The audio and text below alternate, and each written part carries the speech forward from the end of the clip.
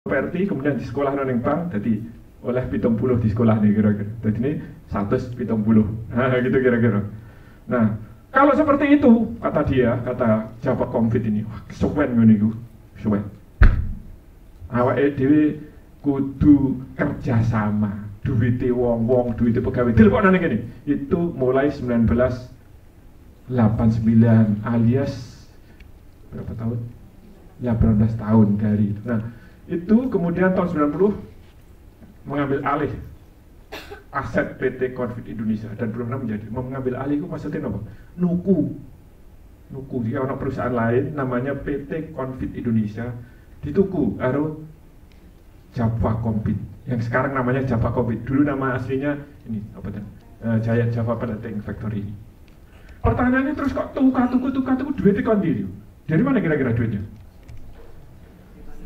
Yang ini tadi pergi ke lantai bursa itu ngajak uang sing duit terus tukang dekat perusahaan gitu terus jalur balik mau gak duit boten udah nah bang sing dekek jalur balik dong boten jalur mesti ada batas waktu nih utang mulai sekarang akan harus dilunasi tanggal sekian tahun sekian kan begitu utang bang. Kalau ini tidak minta balik duitnya, kenapa nggak minta balik? Karena orang ini namanya dicatat di akta perusahaan, jadi salah satu pemegang saham. Sama cek, nggak sih ngerti akta perusahaan, ono batas waktu ini nomor tidak ada. Jadi artinya orang ini akan naruh duit sampai kapan? Sampai kiamat selamanya. Kenapa kok nggak diambil? Apa nggak boleh diambil? Sebenarnya boleh, tapi boleh ngambil kalau sudah diputuskan oleh pengadilan. Jadi misalnya si A ini naruh, mau aku nggak gelem, ya wes dicupuk. Nah, cupuk nggak boleh dicupuk. Sekarang dewe ini harus gugat dulu ke pengadilan. Aku mau ngambil duit. Namanya penurunan modal besar. Terus mengakuisisi itu artinya begini. Sampai kalau misalnya nih punya rumah ini, tuku rumah jebret 10 tahun yang lalu. Regane piro? Kira-kira 10 tahun yang lalu rumah itu. 50 juta. Nah, terus sekarang ini sudah 10 tahun. Sampean beranak pinak di sini. Anak sampean ya omahe ya ning kene, nek tuku pecel tumpang ya ning tangga sekitar kene. Anak sampean wis padha kuliah mungkin terus ketika mudik sawange gak karo nek mulih terus tuku pecel tumpang ning ngene biasa di Pasir Cili. Jadi pendekatan ini rumah ini sudah sangat historis sekali bagi keluarga sampean. Terus suatu saat ini apa dituku wong? Dituku wong. Mergo apa digawe kandang pite. Nah, ditawar. Lah, ya apa nek? Omah sampean ndak tuku 100 juta. Jadi ini sampean, malah mas, ini wis sejarah keluarga aku kok gak tuh. Iya bener berapa mbak? Tahun ngarep karo riwayat tekanine sampean. Mbak, pripun nek niki kula tumbas kali 100. Waduh mas iki sejarah. Ya wis gak apa-apa, Pak. Tahun ngarep riwayat tekan. Mbak, piye nek 300? Jek gak mempan. 400 gak mempan, 500 gak mempan. Suatu saat dadi angka 1 miliar, begitu 1 miliar sampean rugikan anak-anak sampean. Le, iki memang sejarah nih, tapi kalau si gelem niku 1 miliar. Beli. Ini kok berapa? Sama banget. Terus kok mana tempat dia sing lebih apik, sing lebih gede. Nah, itulah akuisisi. Jadi sing duwe iku diiming-imingi rego sing sampai dhek membuang unsur sejarah, membuang unsur nostalgia sembarang, sing penting duit akeh. Nah, padha karo omah sampeanmu. Nek sak miliar urung lileh, ya 1,1, 1,2, 1,3 sampai sampean ya wis ketoke kok menarik. Ya wis salaman jadi terjadilah jual beli itu. Itulah yang namanya akuisisi. Nah, maka syaratnya perusahaan bisa mengakuisisi itu adalah harus modelnya kayak begini. Duitnya teko pemegang saham tur ora pengen balik. Itu yang membuat dia menjadi besar.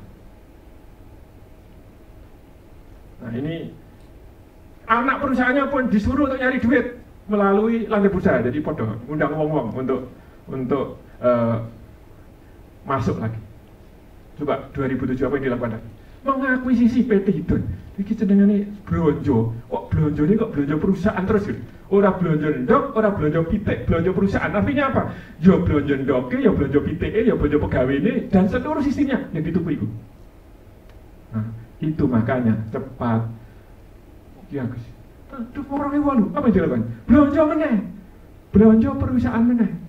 Dan itu artinya apa? Direktur yang biasanya itu hanya membawai mungkin 2.000, begitu akuisisi perusahaan yang pegawai 2.000, direktur langsung bawai 4.000.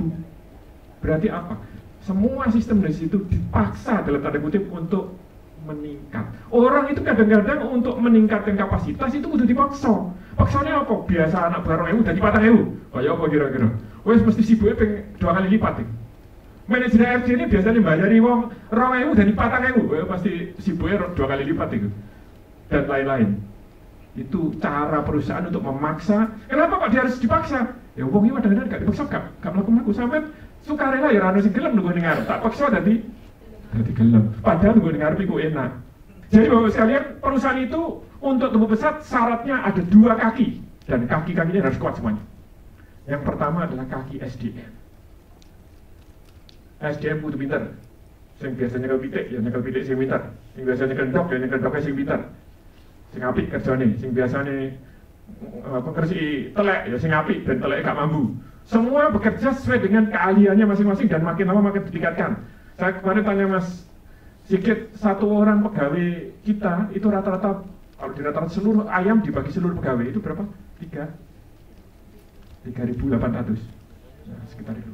Nah, yang disebut SDM lebih baik itu kalau tanya 3.800 tahun depan bisa jadi 6.000, bisa jadi 7.000, bisa jadi 10.000. Gimana caranya? Ya dipikir, gaya alat-alat sing otomatis dan lain-lain supaya 1 orang bisa 10.000 lah. Kalau sekarang 3.800, tahun depan bisa 10.000. Kalau gajinya naik 2 kali lipat, kira-kira pantas sama badan?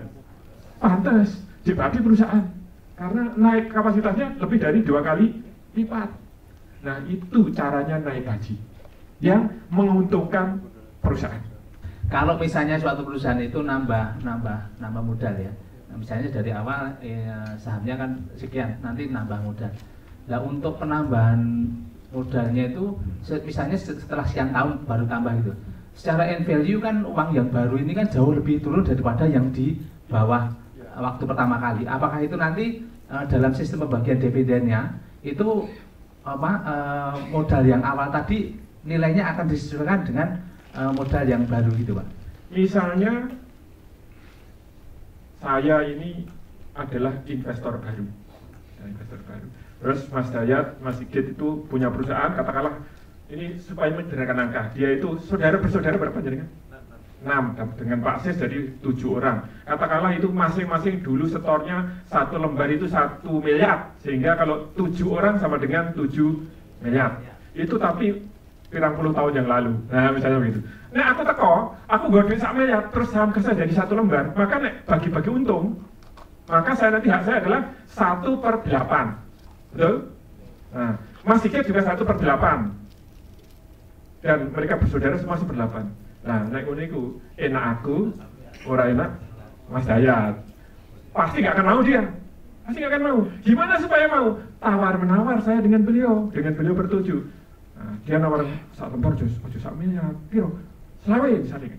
Nah, terus aku piro? Aku nawar 20 atau 10 dhisik. Katakanlah kemudian tercapai pada angka 1 lembar itu 20 miliar. Artinya apa? Dia di atas 1 miliar, haknya atas laba, tadi kan 97. Beliau adalah 1/8.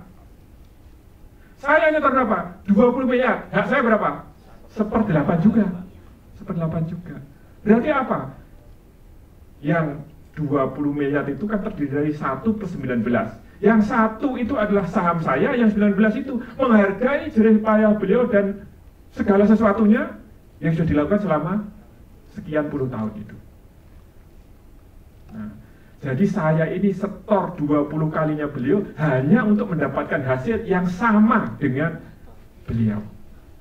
Itulah namanya agio saham dalam bahasa Indonesia atau tambahan modal setor. Itu yang membuat kok pen itu cepat iso ngakuisisi iki, ngakuisisi iku, karena saya nggak pernah minta duit balik itu 20 itu. Sampai gawe terus. Syaratnya apa? Syaratnya aku nek sampai laba diwai 1/8 wis iku tak wis. Iku tak. Loh kok 1/8 kan gak dibagi kabeh, biasanya kan gak dibagi semuanya kan. Ya wis sing bagi piro aku 1/8 nih pokoknya. Nah gitu. Misalnya labanya 1 miliar, kan gak mungkin dibagi semua. Nah, dibagi misalnya cuma separuh, sing separuh untuk pengembangan lagi. Ya wis aku 1/8 dari sing dibagi ku mau.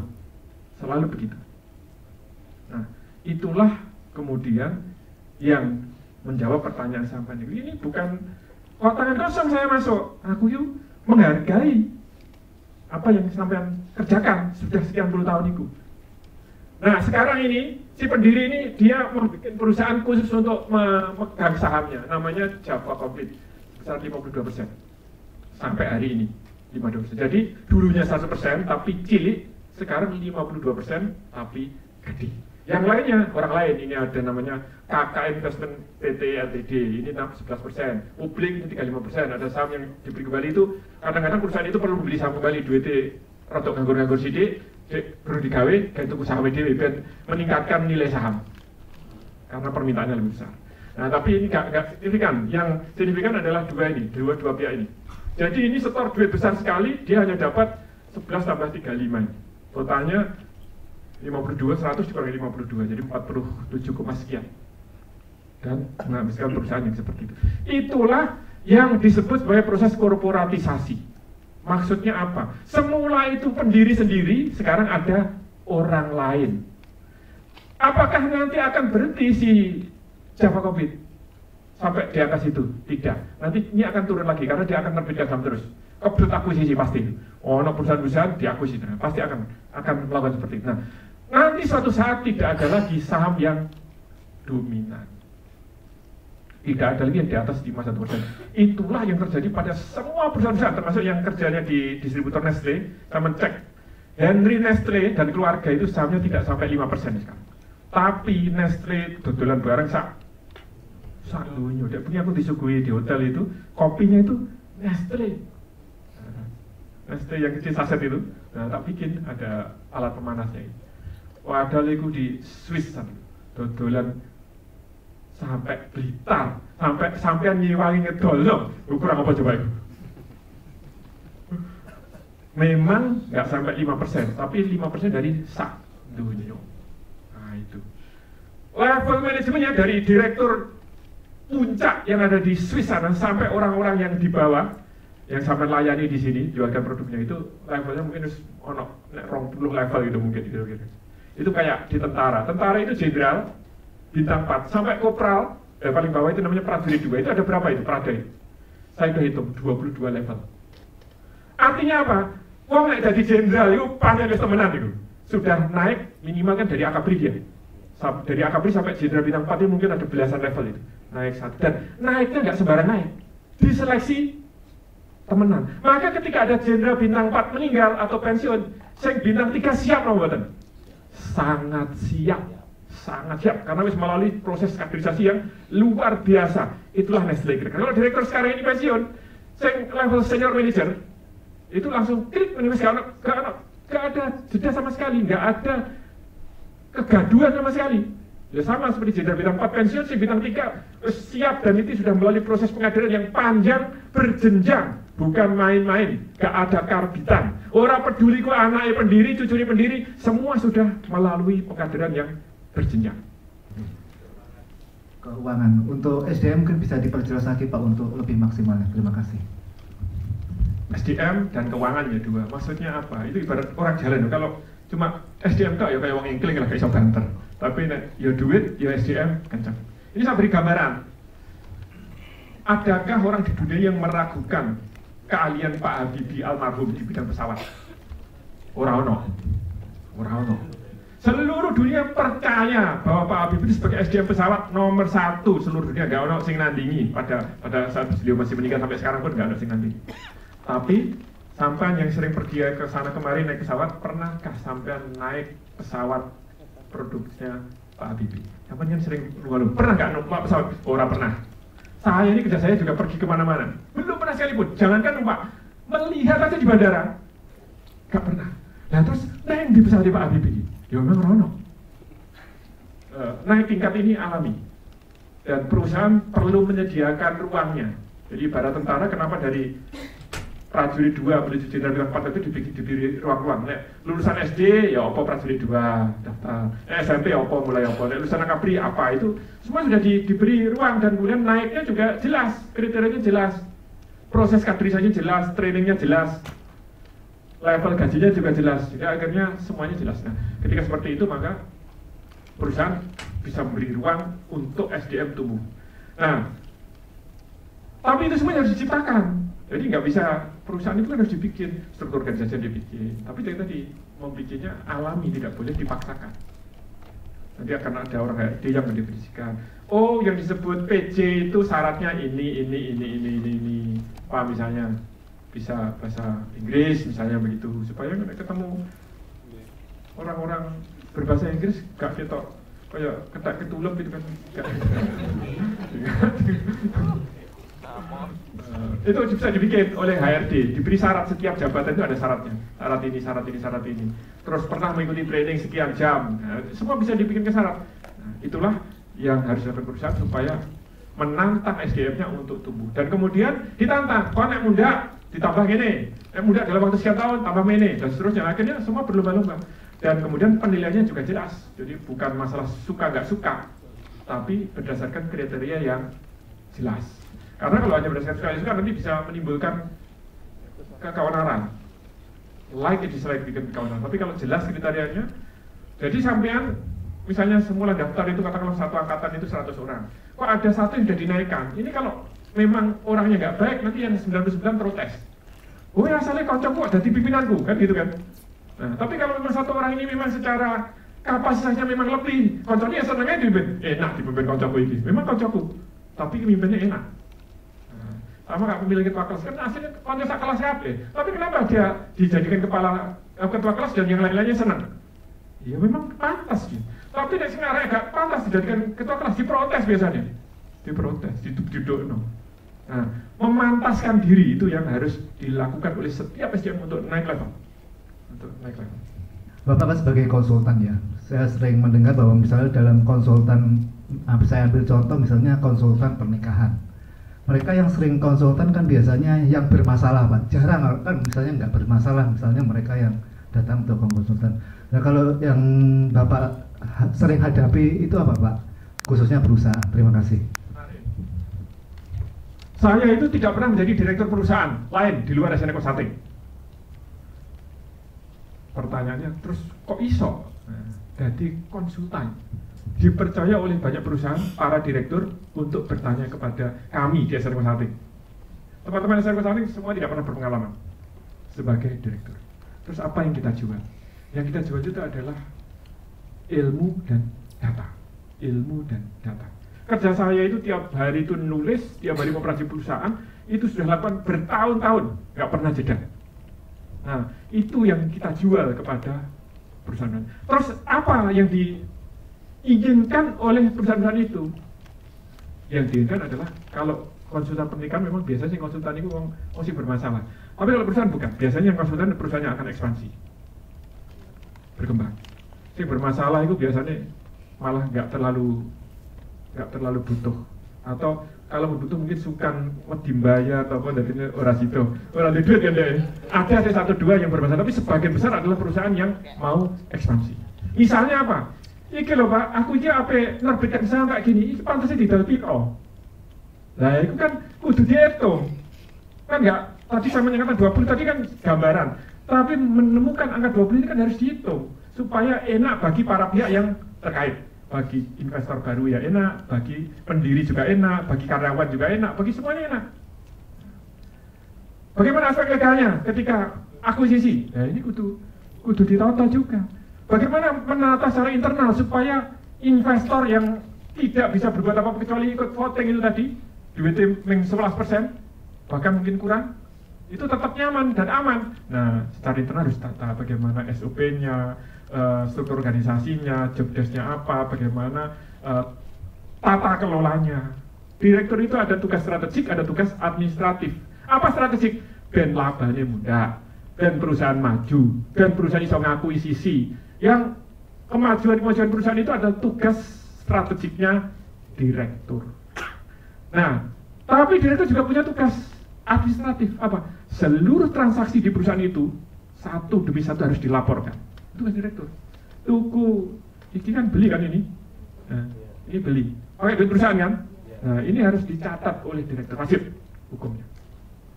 Tidak boleh ada satu pun transaksi yang terlewat dalam catatan direktur.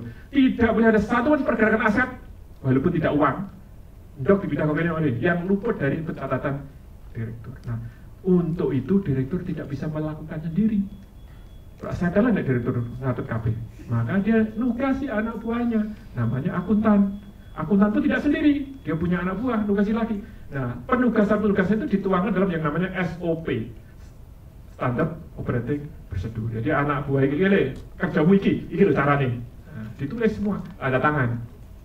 Nah, itu tugas administratif direktur ada 2. Nah, tugas komisaris ada 2, mengawasi strategik dan mengawasi administratif. Jadi komisaris itu memang tidak mengambil keputusan, tapi dia harus lebih tahu daripada direktur. Kalau di barat, salah satu yang setor duit tadi, kalau tadi kan saya yang setor kepada ini, saya contohkan kan, kalau di barat salah satunya dana wakaf. Wakaf masjid-masjid itu, mereka gereja-gereja, ditaruh di sini. Harapannya apa? Dapat dividen. Untuk apa dividen? Untuk kegiatan sosial. Untuk yatim piatu, untuk biaya peranasa masjid, untuk bayari singer-singer masjid. Itu misalnya saja ada dana wakafnya milik Universitas Harvard University itu 500 triliun dana wakafnya ditaruh di macam-macam, dapat dividen untuk beasiswa anak-anak sekolah.